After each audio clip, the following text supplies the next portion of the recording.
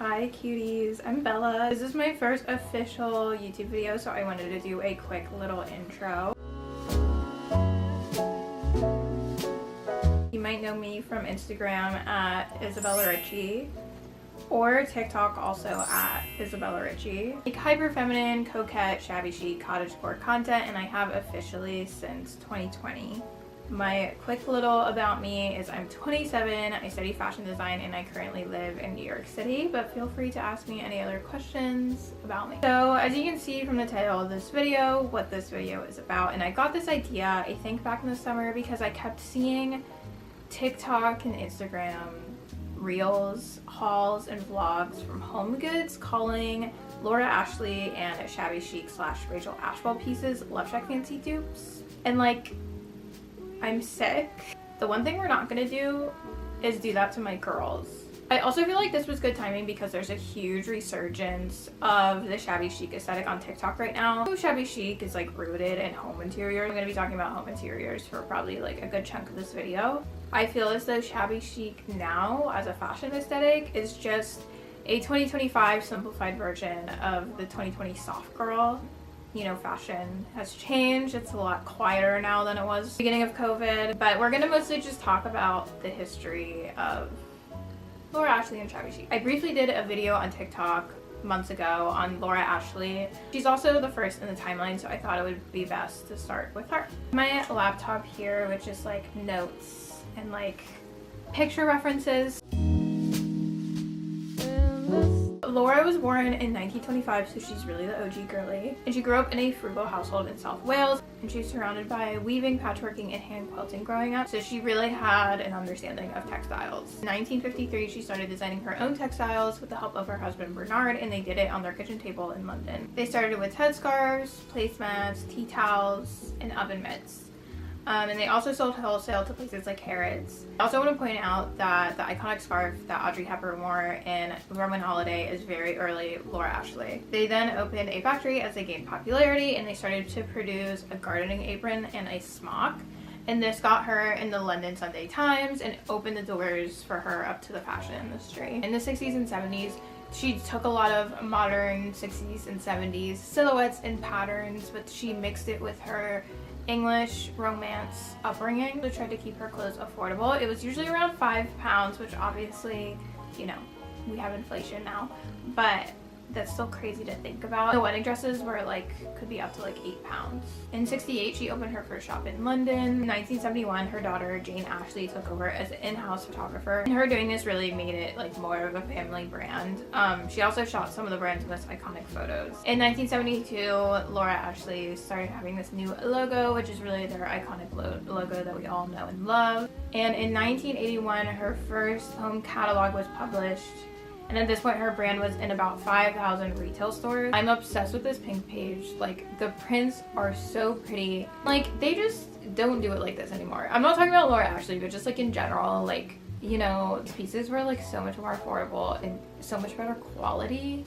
Like, I have vintage Laura Ashley sheets, like pillowcases on my bed right now that were my mom's. I also got this Laura Ashley curtain off Poshmark, and like the quality is just so nice. One of the things I do love about Laura Ashley pieces at Home Goods is always 100% cotton. Like, all the sheets I have from them are 100% cotton. The comforter I have is 100% cotton. Their towels are 100% cotton. Like, they love cotton, and I love it because it's A, the most breathable, B, the best for you, C, like the most sustainable over synthetic materials. So she's just that girl. In 1983, the Laura Ashley Book of Home Furnishings was published. In 85, she unfortunately passed away, but I do want to shout out this photo of her. I think she had at least one Cavalier. She might have had more, and I just think it really checks out that she was a Cavalier girl. My Sadie is a half Cavalier. I just think it's like funny. Like, I don't know, I just finished watching Sex and the City like a month and a half ago maybe, and like, you know, Charlotte was a Cavalier girl, and like Charlotte was definitely a Laura Ashley girl. Like, that is a Laura Ashley girl. Like, I say I'm a Charlotte Rising, but a Miranda Sun, because like, I think on the surface I give Charlotte vibes, and like aesthetically I give Charlotte vibes, but like, I'm a Miranda. Like, the amount of things she says in that show that I say in real life, like before I watch the show, is just too many. So they've had a bit of a resurgence lately. Starting in 2019, they've done collaborations with some big brands. So in 2019, they did a collaboration with Urban Outfitters. You might recognize this dress. They've also done a collaboration with Rag & Bone, Barber, and Bathsheba. I love the brand Bathsheba. I definitely recommend checking them out if you're unfamiliar. So that concludes my Laura portion of this video. As you can see, she was an icon. The lighting might be a little bit different. I forgot to adjust the lighting for the rest of the video. I decided that what you've seen so far, the lighting was fine enough, but the rest of it had to be re-recorded. So we're gonna talk about Shabby Chic as just like a style and aesthetic before we get into Shabby Chic as a brand by Rachel Ashwell. When I started to come up with the concept of this video, I realized that I was unsure if Rachel Ashwell like coined the word Shabby Chic herself. So I did my research, and I'm gonna get into this later, but I want to say that the Shabby Chic brand, like their shop opened up in 1989, but their label didn't like start producing things / take off until the 90s. But the word Shabby Chic itself can be traced back to the world of interiors back in the 80s, so that's kind of where I'm crediting it. So first I'm just going to do an explanation of the style, and then we can get into the brand by Rachel Ashwell.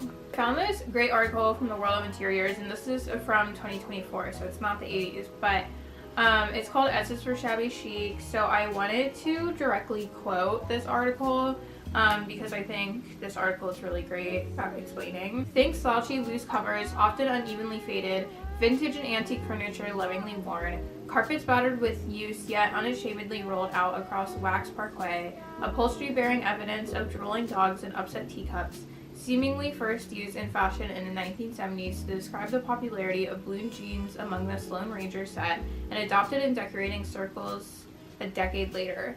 Shabby Chic broadcasts a relaxed sense of timelessness, interiors seemingly set into place decades ago, even a century or so, and allowed to slide slowly into picturesque decrepitude, though a few meters short of actual abandonment, mind you. John Fowler, a co-founder in the late doing of Sybil Colfax and John Fowler, the London decorating firm, defined the look in which he specialized as pleasing decay, a mode of living that suggested an aristocratic country house last decorated, say, in the early 1900s and never touched again, except for regular cleaning and minor repairs by expert hands. Back in 1988, the World of Interiors called Shabby Chic a conscious rejection of cultivated style in its 1988 book Interiors, which of course is a red herring. To embrace Shabby Chic popularized in the 1990s through the unmade bed aesthetic of American tastemaker Rachel Ashwell's Shabby Chic shops is to adopt a very particular style that can be bracingly individualistic as it is comfortingly formulaic. So what is Shabby Chic? Perfection is overrated, at least that's the philosophy of Shabby Chic. A proudly rumpled decorating style that was codified by name in the 1980s, yet which arguably has its origins in the rule-breaking romanticism of 19th century Bohemia. Unlike Bohemianism though, Shabby Chic isn't stubbing its nose at propriety via whiffs of patchouli and meters of paisley prints. Instead, its roots firmly grip the terra firma of the home counties, especially as evidenced in the years between the Great Depression and the rationing that followed World War II, a period when reduced incomes resulted in the decimation of household staffs and a concurrent philosophy of make-do. Why replace Granny's Edwardian loose covers when they could simply be washed and washed again? Removable machine washable covers were a prime tenet of Shabby Chic advertising in its 1990s heyday, or pull up an old fitted carpet when it surely could handle a few more years of foot traffic. That being said, the Shabby Chic rooms of the past tended to go for bare wood floors, or jettison an old sofa so sublimely slouchy that, as one in the 1990 Shabby Chic furniture advertisement put of one of its products, it would be ideal for the rigors of family living. So now that you have some type of base for the Shabby Chic style itself, I want to talk about more about how it was mentioned in the World of Interiors in the 80s. Traced back to the founding editor of the World of Interiors, Min Hogg. Her obituary, the main description is she had bold, eclectic vision of Shabby Chic style. So I found an article from the World of Interiors by the same writer, Mitchell Owens, also in 2024, called M is for Min Hogg. And between this and her obituary, I found some quotes about her, like her pet peeve included minimalist wooden floors and white walls, calling them absolutely cheap. She also stated it's in every loft and shop because people are petrified of color. She also said that she regarded her job as a hobby and that she was the reader she was trying to please. Another random tidbit I found was that when she was fashion editor of Harper & Queen's, Anna Wintour was her assistant, which I just was was like, that's so random to me. Rupert Thomas, who is a more recent editor-in-chief at World of Interior, said, Minna was trying to put something of value into the world, not gimmicky or particularly fashionable. It was a vision, a very personal vision, an unswayed belief that her taste was right, and she very often was right. Creative endeavors are about failure as much as they are about success. Min experimented, and sometimes those experiments went very badly and others were really, really right. It makes your job much easier when you aren't always striving for what's always going to work. If something flops, well, it flops. Not everything is going to fly, but learning along with the audience is probably what made her want to continue, as long as she and the readers were learning something. I really love this quote from Jessica Haynes, a former World of Interior's creative director, and she said about Min that she loved red wine, cigarettes, conversation, English roses, Regency glass, and Georgian paste. Most days she wore smock dresses, something between Marie Antoinette chemise, Yves Saint Laurent in a traditional peasant blouse, or Breton stripes to the knee, Manolo Blahnik flats, and wrapped around her head a perfectly chosen scarf or a treasured fragment of textile fashioned into a sort of turban held up her long hair. Now for our final segment of this video, we're going to be talking about Shabby Chic by Rachel Ashwell. So Shabby Chic started when Rachel opened her shop, Shabby Chic, in 1989 in Santa Monica, California, and she opened the shop because she had young children and she wanted the flexibility of working for yourself. Before this, she was working as a stylist for commercials, but she always wanted to redesign flea market finds. Her mom also sold antique dolls growing up, and her dad dealt old books, so I think that like vintage selling appeal really was like natural to her. She sold a range of items. She made cheap and cheerful table lamps, gleaming chandeliers.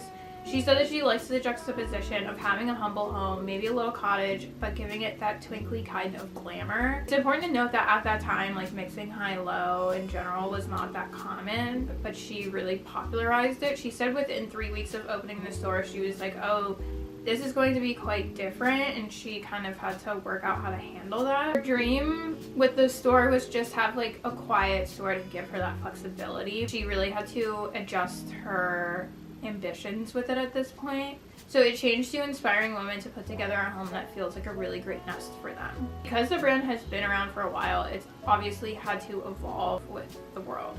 But she says that she uses these 3 words, North Star, and it's beauty, comfort, and function. Rachel said when she first started Shabby Chic, she was afraid to do anything that wasn't white, but she slowly got comfortable into pastels.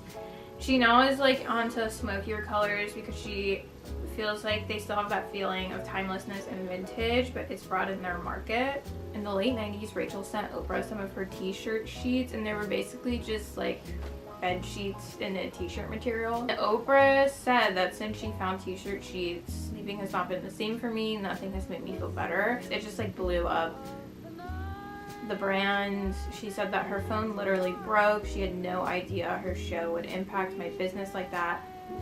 I didn't have the stock to keep up with the demand. I know I'm in a different outfit. It's the next day because I'm borrowing my friend Maddie's camera, and because I had to refilm so much yesterday, the camera died on me while I was filming and I didn't have a charger. The brand opened up a line with Target in 2004 called Simply Shabby Chic, and when I tell you this line just like lived in my head rent free, like this line raised me. I loved this line so much. I'm a 97 baby, so like 2004 is when I like, you know, kind of have my early first memories. Around that age, my brothers were obsessed with going to Guitar Center, and there was a Target next door, so I would always go to that Target and look at the Shabby Chic collection, and I had like a good amount of pieces from the collection. My quilt that you might remember from my old TikToks is Simply Shabby Chic. I'll insert a photo of it here. I still have it here. It's just not on my bed because I have a bigger bed now, but I just like pink and blue is like my favorite thing in the world, and like so much of that collection was pink and blue, just everything to me. In 2006, Rachel partnered with an investment company, and they planned to leap from 5 stores to 50, but then the recession hit. She said that the combination of opening too many stores too quickly and the logistics compounded with the economy meant that by 2008 pretty much everything was gone. She said it was very tough and very humbling, and that she wasn't ready to say goodbye at that point. So by early 2009, the company filed for bankruptcy, and she said that there was a group of women that would come to the Santa Monica store wearing white, like they were grieving because white for Shabby Chic. After all the stores closed, a company called Brand Sense Partners bought the rights to Shabby Chic, and then Rachel licensed the right to operate her retail stores so she could reopen her store in Santa Monica. And she said she just built up little by little, but since 2013 she was able to regain full ownership of Shabby Chic. She said it taught her to be a little more confident with her gut as opposed to relinquishing her power to somebody else. And she said growth has been slow this time, but more deliberate. Obviously, as like culture changes through time, like so will Shabby Chic. And so she said that there's a shabby chic way to arrange flowers to make the bed, and if you want to go full Marie Kondo and embrace minimalism, there's even a shabby chic way to do that. It still have a very simple chandelier, a very simple sofa, but then just a quiet thing of flowers and just a quiet rug. It doesn't need to have all the clutter that I sometimes like. It could still be minimal. Keep my signature priorities and let that thread through the changes as I go. If I let that go, then it doesn't work at all. Thank you so much for watching. I'm so excited to be making videos now. I know this video was a bit of a process for me to make, but it's up and I'm happy. I have a lot of ideas, so I'm excited to get into it, but if you have any requests or suggestions, please let me know. And don't forget to comment, like, and subscribe. Bye, cuties.